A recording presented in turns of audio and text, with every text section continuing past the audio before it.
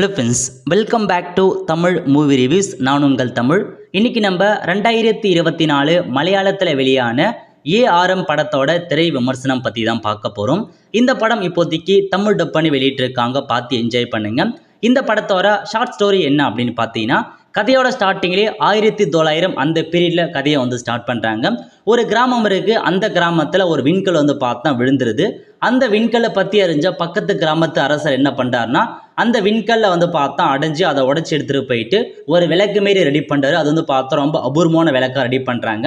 அந்த விளக்கு எடுத்துகிட்டு போயிட்டு அவர் ஊரில் வைக்கிறாரு. அவங்க ஊர் பார்த்தா ரொம்ப செழிப்பாக இருக்குது. ரொம்ப பார்த்தா நல்லா எல்லா மக்கள் நல்லா வாழ்ந்து வராங்க.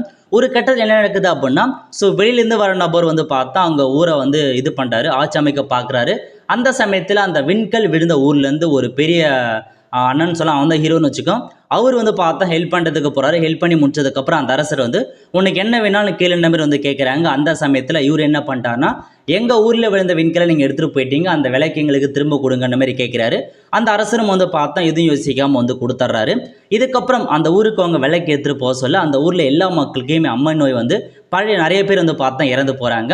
அந்த அரசரும் இறந்து போகிறதுக்கு முன்னாடி ஒரு ஓலைச்சுவடியை படித்து பார்த்துட்டு அதை அழிச்சிட்டு போயிடுறாரு. ஸோ இதுக்கப்புறம் கதை அப்படி நகர்ந்து 1950 அங்கே போகுது. அங்கே பார்த்தா ஒரு திருடன் இருக்காருங்க. அவர் தான் செகண்ட் அந்த பீரியடுக்குள்ள ஹீரோன்னு அர்த்தம். அவர் பார்த்தா ஒரு திருடன், ராபரி தான் அவரோட மொத்த வேலையாகவே இருக்க போகுது. அவர் பார்த்தா ஊர் முழுக்க ரொம்ப ஸ்பீடாகவும் அந்த சண்டை போடுற திறமையாகவும் நல்ல திருடத்துக்கு ரொம்ப திறமையாக இருப்பார்.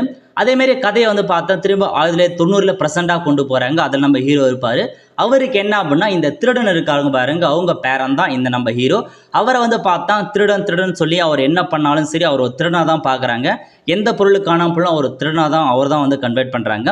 ஸோ இந்த சமயத்தில் என்ன நடக்குது அப்படின்னு பார்த்தீங்கன்னா, அந்த விளக்கை திருட சொல்லி இன்னொரு நபர் ஒரு பெரிய கார்பரேட்னு வச்சுக்கோ, அவர் நம்ம ஹீரோட்ட கேட்குறாங்க, நீ தான் திருடனாச்சு, நீ கண்டுபிடிச்சி கொடு, இல்லை அவனை ஊர் மக்கள்கிட்ட மாட்டுன்ற மாதிரி கேட்குறாங்க.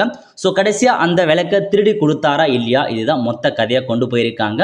ஸோ கண்டிப்பாக ஒரு மலையாளத்தில் படத்தில் மற்றும் ஒரு ஃபென்டாஸ்டிக்கான மினியர்ஸ் எல்லாம் அந்தளவுக்கு பக்காவாக எடுத்திருக்காங்க. ஸ்டார்டிங்லேருந்து எண்டு வரைக்கும் கதைக்களம் பார்த்தா கண்டிப்பாக நல்லாவே புரியும் போக போக.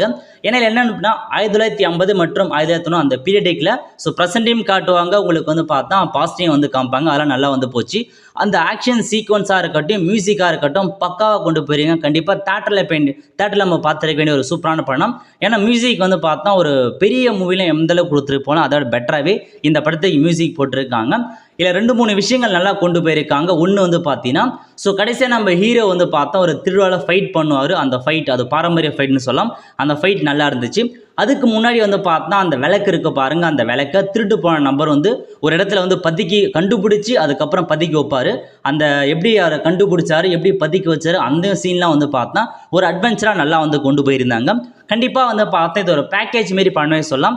1900, 1950, 1990 அந்த மாதிரி பீரியடிக்காக போயிட்டுருக்கு. பட் கண்டிப்பாக எல்லாருமே பார்க்க வேண்டிய ஒரு நல்ல படமே சொல்லலாம். அந்தளவுக்கு ஃபென்டாஸ்டிக்காக கொண்டு போயிருக்காங்க. ஸோ கடைசியாக அந்த விளக்கு அந்த கோயிலில் உண்மையாக இருந்துச்சா, அது டம்மி விளக்கா, இதெல்லாம் ஸோ ஃபைனலாக அந்த விளக்கு அவங்க ஊருக்கு வந்துச்சா இல்லை, இதான் மொத்த கதை. கண்டிப்பாக ஒரு ஃபென்டாஸ்டிக்கான மூவி, எல்லாருமே பார்க்க வேண்டிய மூவி. ஸோ யாரும் மிஸ் பண்ணிடாதீங்க. அடல்ட் சீன்லாம் எதுவுமே இல்லைங்க, நல்லா பக்காவாக கொண்டு போயிருக்காங்க. மாஸ் எலமெண்ட் அந்த ஹீரோக்களுக்கு மாஸ் எலமெண்ட் சூப்பராக கொடுத்துருக்காங்க.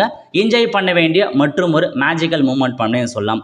வெல் ஃப்ரெண்ட்ஸ், ஸோ இதான் இந்த படத்தோட மொத்த திரை விமர்சனம். இந்த படம் பிடிச்சிருக்கா அப்படின்னா மறக்காமல் லைக் பண்ணுங்கள். இந்த படத்தோட படம் பார்த்து மறக்காமல் படத்தோட ரிவ்யூ என்னென்னு நீங்கள் தெரிவிங்க. அடுத்த ஒரு நல்ல மூவி அப்படி சந்திப்போம். நன்றி, வணக்கம்.